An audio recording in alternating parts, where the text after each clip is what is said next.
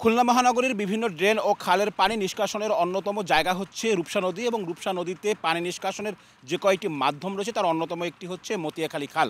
যে মতিয়াখালী খালের উপরে একটি স্লুইস গেট এই মুহূর্তে নির্মাণ হচ্ছে এবং ঠিক তার পেছনে যে জায়গাটি আপনারা দেখতে পাচ্ছেন স্লুইস গেটের ঠিক পেছনে একটি বেড়িবাঁধ রয়েছে ছোট্ট, সেই বেড়িবাঁধটি কিন্তু কিছু সময় আগে ভেঙে পড়েছে। যদিও এই মুহূর্তে ভাটা হওয়ার কারণে কিছু পানি বের হয়ে যাচ্ছে, তবে স্থানীয়রা আসলে আশঙ্কা করছেন সকালে যখন জ্বর হবে তখন কিন্তু এই যে বেড়িবাঁধটির ভাঙা অংশ এখান থেকে কিন্তু রূপসা নদী থেকে পানি প্রবেশ করে পুরো যে এলাকা সেই এলাকাটাতে কিন্তু প্লাবিত হওয়ার আশঙ্কা করছেন। এবং স্থানীয়দের আসলে অভিযোগ দীর্ঘদিন ধরে এখানে যে স্লুইস গেট নির্মাণের কাজ চলছে সেই কাজটি কিন্তু বন্ধ রয়েছে এবং এখানে যে সড়কটি রূপসা খুলনা শিপইয়ার্ড যে সড়কটি সেই সড়কের কাজও বন্ধ রয়েছে। খুলনা উন্নয়ন কর্তৃপক্ষ বা কেডিএ এই কাজটি আসলে দীর্ঘদিনেও আসলে সম্পন্ন করতে পারেনি। তারা আসলে অভিযোগ করছেন যে সংশ্লিষ্ট যে ঠিকাদারি প্রতিষ্ঠান রয়েছে সেই ঠিকাদারি প্রতিষ্ঠানের গাফিলাতির কারণে এই কাজগুলো বন্ধ রয়েছে এবং তার ফলে কিন্তু স্থানীয়রা নানা রকমভাবে ক্ষোভ প্রকাশ করছেন। আমরা আসলে স্থানীয় মানুষরা কি বলছেন সেটা একটু জানার চেষ্টা করি। এই যে বেড়িবাঁধটি ভেঙে গিয়েছে তার ফলে তারা আসলে কী ধরনের ক্ষতির আশঙ্কা করছেন সেটি জানার চেষ্টা করব। পাশাপাশি এখানে আমরা দেখছি খুলনা সিটি কর্পোরেশনের বিভিন্ন পর্যায়ের কর্মকর্তারা রয়েছেন, খুলনা উন্নয়ন কর্তৃপক্ষ বা কেডিএর কর্মকর্তারাও এখানে এসেছেন।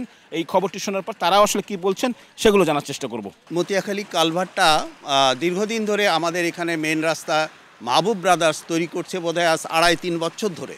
আমরা খুব সাফার করতেছি বিভিন্নভাবে। আর পানি নিষ্কাশনের জন্য যে দুটো ড্রেন করা হয়েছে সেখান থেকে পানি বের হয় খুবই অল্প। আমরা আজকে এই অঞ্চলে ব্যবসা বাণিজ্য করি, অন্তত 5 থেকে 10,000 পরিবার আছে, 20,000 পরিবার আছে, ব্যবসায়ী আছে, 50,000 ব্যবসায়ী আছে। আজকে আমরা এই রাস্তা দিয়ে বাচ্চা কাচ্চা ছেলে মেয়ে চলাচল করতে পারি না। আজকে আমরা বহুতবার মানববন্ধন করছি, আমরা এদেরকে চিঠি দিয়েছি, কেডিএ বলতেছি এদেরকে প্রজেক্ট অফিসার আরমান, যে কেডিএর আরমান হলো বড় দুরান্ত, ওই এই রাস্তার কাজের বাধাগ্রস্ত ক্ষতিগ্রস্ত। বাড়িঘর নিচা, তাদের ঘর দরজায় পানি উঠে গেছে। এই রাত্রে জোয়ারে মনে করে যে পানি ঢুকলে তাদের মনে করে ঘর বাড়িগুলো তলায় যাবে, তারা মনে করে যে সমস্যার ভিতরে হবে। যার কারণে সকাল থেকে আমরা ইঞ্জিনিয়ার শরীফ সাহেবের রিং দিয়ে দেওয়া হয়েছে, তারপরে সিটি কর্পোরেশন ইঞ্জিনিয়ারদের রিং দেওয়া হয়েছে, তারপরে মনে করে তারা সব বিকালের থেকে আইসে মনে করে এগুলো নিয়ে শুধু আলোচনা সমালোচনায় চলতেছে। আমরা চাই এই কাজটাকে খুব দ্রুতভাবে শেষ কীভাবে করা যায় ওইটা আমরা চাই, যাতে মানুষরা কোনো দুর্ভোগের ভিতরে না পড়ে। আমরা আসলে জানার চেষ্টা করব সংশ্লিষ্ট কর্তৃপক্ষ অর্থাৎ খুলনা উন্নয়ন কর্তৃপক্ষ কেডি আসলে এটি নিয়ে কী বলছেন এবং অন্য যারা রয়েছেন এর সাথে সংশ্লিষ্ট যা এখানকার সেবাদাতা প্রতিষ্ঠান খুলনা সিটি কর্পোরেশন তারাও আসলে কি বলছেন। সবচেয়ে দুঃখের ব্যাপার যে এইখানে বারবার কেডিএকে ফোন দেওয়া হচ্ছে, তার যে পিডি সাহেবের কোনো খবর নাই। চিফ ইঞ্জিনিয়ার সাহেব কথা বলছেন, হয়তো ঘরে শুয়ে না, বুঝতে পারলাম না তিনি কোথায় কথা বলছেন আমাদের সঙ্গে। কিন্তু আমরা এসে আমাদের কাজ সেরে এসে আমরা দুটো লোক, আমি 30-এর মারুফ সাহেব আছেন, আর আমাদের সাব অ্যাসিস্ট্যান্ট ইঞ্জিনিয়ার আছে, চিফ ইঞ্জিনিয়ার স্যার, প্রশাসক স্যার ঢাকা থেকে, সেইখান থেকে কাজ ফেলে আমাদের বারবার নক করছে, আমরা দেখেন। কিন্তু আমরা তো চেষ্টা করছি, বাধ্য হয়ে আমরা লাস্টলি আমরা বলছেন আগে আমাদের জনগণকে বাঁচাতে হবে, সেই থেকেই আমরা কাজগুলো এখন শুরু করব। আমাদের সব চলে আসছে। ইতিমধ্যে আপনি দেখেছেন যে কোস্টগার্ডের প্রতিনিধি ওনারাও আসছেন, আমাদের স্যাররা হয়তো ওনাদেরকে ফোন দিয়েছেন, ওনারাও আসছেন, কেডি এর সাথে ওনারা কথা বলছেন। তো ওনারাও বলছে আগে সিটি কর্পোরেশন যে সাপোর্টটা দিচ্ছে এটা হোক, কেডিএ হয়তো পরবর্তীতে আমরা হয়তো একটা বসে খুলনা সিটি কর্পোরেশন এবং কেডিএ এটা হয়তো আমরা সমস্যাটা পরবর্তীতে আমরা সমাধান করব। আগে মানুষ বাঁচাও। গেট দিয়ে পানি ঢুকতে পারবে না কিন্তু বেরোতে পারবে খালের পানি, ওরকম 2টা গেট লাগানো আছে, যার কারণে আমরা নিশ্চিত ছিলাম যে পানির ভিতরে ঢুকবে না।